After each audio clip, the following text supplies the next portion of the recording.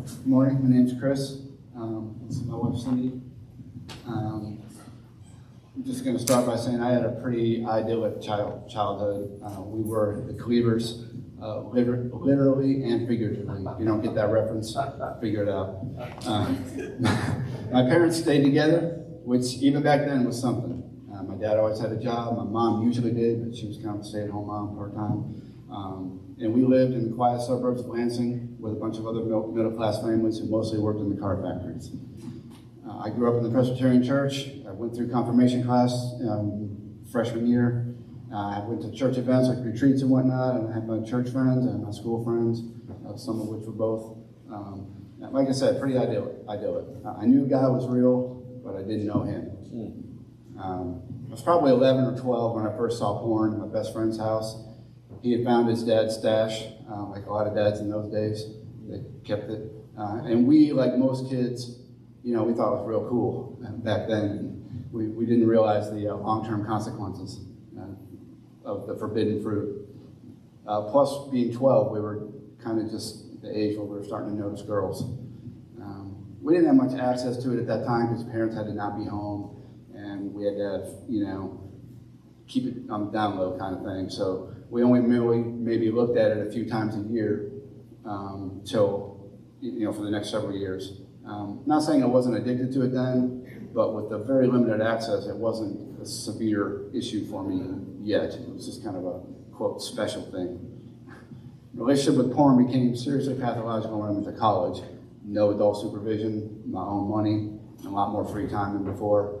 And plus, I went to a large public university where there were basically no rules. As far as that, my addiction really became entrenched at that point. Also, this is the time when the internet was exploding. This was the early 90s. And although I don't think the internet was created for porn, I think that producers really seized on that, and within a couple of years, it was everywhere. It was free. So like the computer companies, Microsoft and whatnot, they gave it away for years until everyone was addicted to it. So anyway, all through my 20s, I was going after it. I was seeking pornography, and I didn't think of it as an addiction, but it unquestionably was. Through all this, I came to know Jesus in 1995. Didn't quit. Started volunteering with the junior high kids in 1996 and didn't give it up then. And finally, I got married in 2000 and didn't quit porn. I thought, like many men, that marriage would cure me of it. I wouldn't need it, And I remember going to church as a little girl, but I really only remember the red letters in the Bible. And after my parents divorced, we didn't really go to church anymore. But I always believed that God was real. I just didn't know him. And I went to youth group in junior high and early high school, but it was mostly just because my friend did and didn't really do anything. And it was really my freshman year of college. I went to college and I lived with 3 Christian women who loved the Lord and were living for him. And just before my sophomore year, I met Chris. And a few months later, I realized why God had brought me to CMU. It was to live for Christ.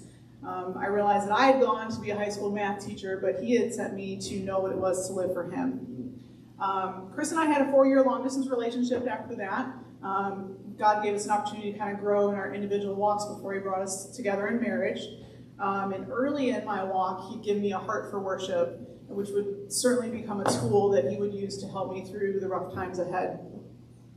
In August of 2000, we were married, and our wedding verse was James 1:2. Consider it pure joy, my brothers, whenever you face trials of many kinds, because you know the testing your faith will develop perseverance. Looking back, I said, really? I chose that verse? Can I take that back? Because shortly after we were married, I found the first stash of porn.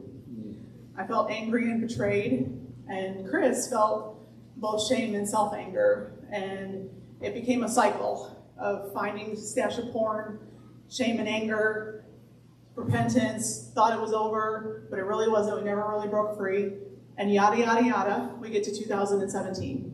Which is when I got fired from a job that I thought was going really well. I thought I was good at it, I liked the people I worked with, and that was the first time that I'd ever had a job that met all those parameters that I just mentioned.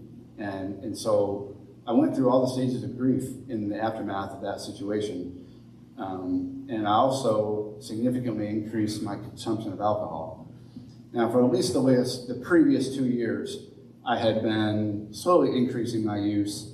I started with a little, but after a while, a little wouldn't do it, so a little got more. And there were days in the year of 2017 that I had rum for breakfast. There were days that I passed out by noon. And I went through all the excuses, all the justifications you can think of, or that I could think of. And the bottom line is I just felt useless because I couldn't even keep a job that I liked. And also at this point, some service-connected issues reared their heads, which was nearly 10 years after I got out. And they're kind of related to my bad job experience. So when I had a job that I liked and I lost it, I was really depressed. By the end of 2017, there was times when I drank a gallon of vodka in a week. I don't even know how I survived that, but I was using porn almost every day as well. And even though in 2018 I cut back my use and started a VA recovery program, I was essentially using alcohol to manage my porn addiction. Get the irony of that, right? So I went to inpatient rehab at the VA. That didn't really take. I went to Tres Dias, but that didn't really take. Nothing bad about either of those things. It was my own failure. I was trying to quit, but I wasn't giving it everything because I was trying to quit for people other than myself. Cindy, Brad, my parents, my friends, whoever, but not for me. And as I learned later in AA, it only works if you're working for yourself.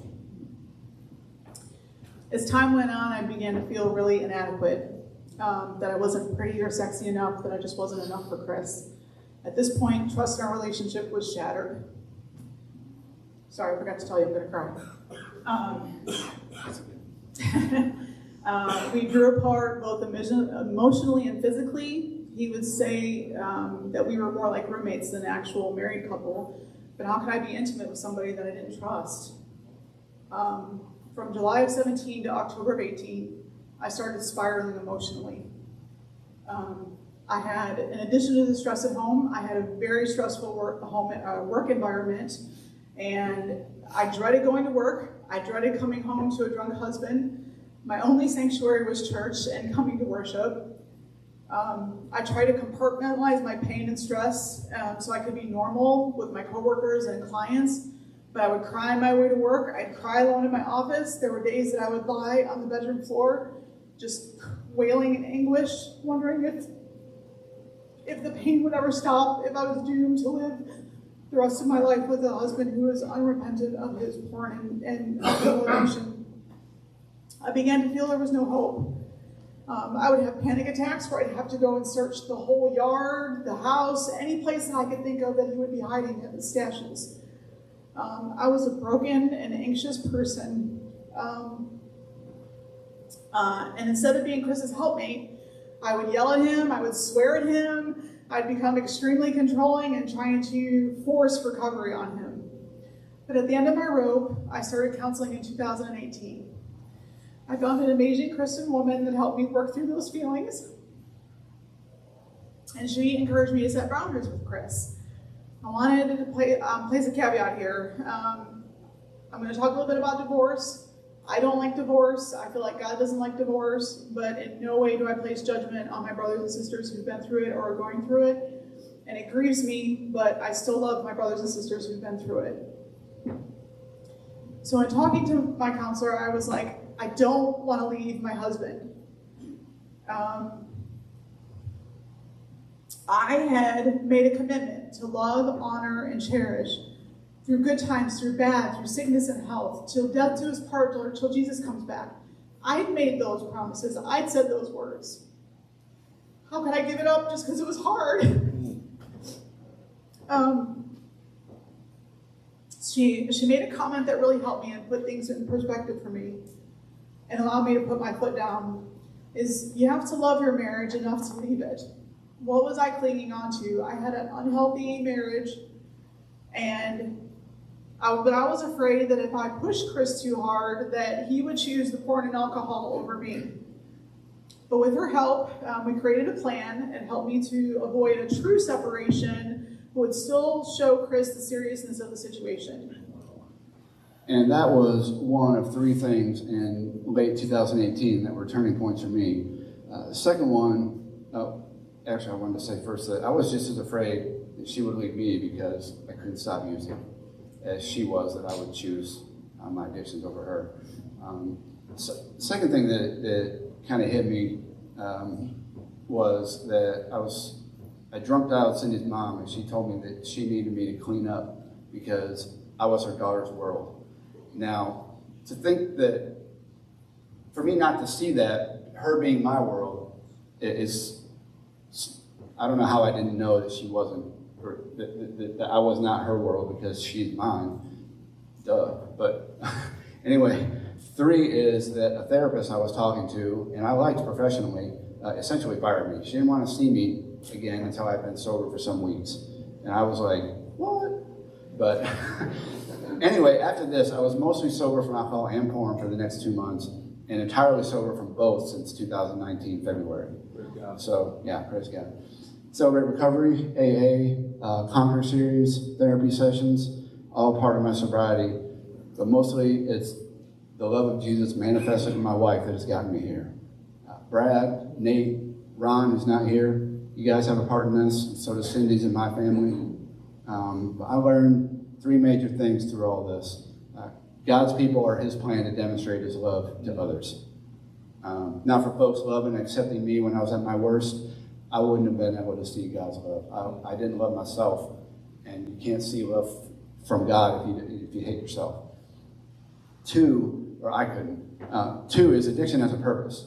For me, it was bringing me to that low so that I could experience unmerited love.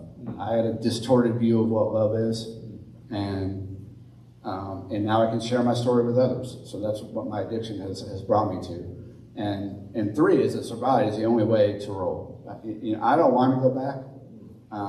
It took me about a year to get to that point. I mean, I was struggling. I was looking back all the time and stuff.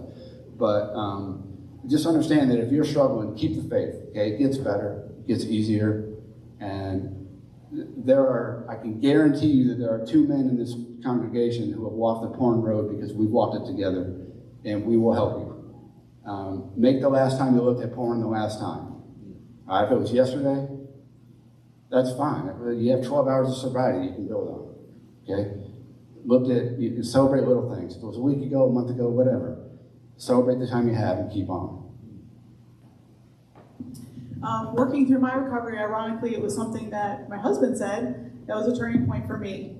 We're all dealing with hurts and past, present, and future, things that hurt us, and we created habits to deal with those.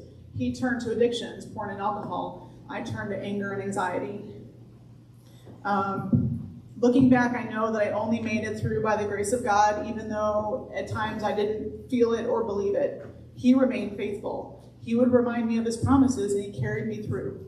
One example of his faithfulness came through a song. I've been a part of the worship team for a long time, and I was up here practicing with just the worship leader one Sunday, and he started singing Do It Again. And the words in that say, waiting for change to come, knowing the battle's won.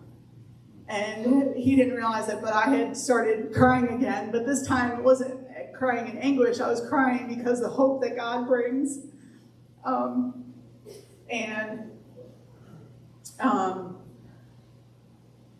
Even though it was about 9 months that he'd gone through his sobriety, it was a long time before I could accept it. I'd been through this road before. He said he was clean, and then it would end up he wasn't. So it took me a lot longer to start to believe it. I was thinking that it was an illusion still. And I was starting to have a panic attack. It was October of 19, where I needed to go search for stuff. And I stopped myself and I said, no. God has been faithful. You have been faithful to show me things when he's been hiding something. And I'm going to trust that you're going to be faithful still, and you're going to show it to me if he is. And I'm not going to do this. I'm not going to continue to worry and fret myself. I'm going to rely on you, God. And I've not had a panic attack for almost 2 years now. I know that when we got married, there would be trials, but I never thought we'd go through what we have. Again, what were we thinking? James 1:2. But seriously, Chris and I are stronger now than we've ever been because of what we've been through. And we still have hard days, but we've grown closer over the last couple of years, and we have real conversations and greater intimacy than we've ever had. And just as a final note, I want to tell you that there's not anything that you're going through right now, I promise you, that somebody else in this church has not gone through, and that will not walk with you and help you through that time. Just reach out, and we're there for you.